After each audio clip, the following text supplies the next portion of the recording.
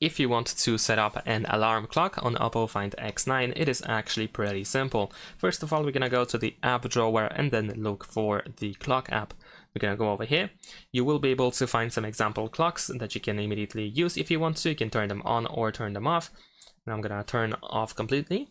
And you can tap on these alarms in order to customize them. But if you want to create your own one, then of course you should be able to find the plus button over here. So we can tap in this place. You can choose when the alarm should go off. And also we can choose if the alarm should ring only once. It should be for selected weekdays. And also we have a scramble option over here.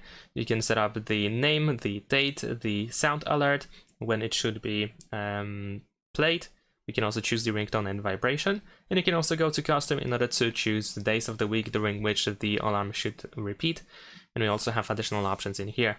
So once you set up all these settings, just tap on the done in the top right corner, and that is pretty much it. As you can see, now we can easily keep adding new alarms. And over here, if you tap in these three dots in the upper right corner, you can go to edit in order to, for example, remove unwanted alarms, or all of them, of course. So that's all. Thanks for watching. Leave a like and subscribe.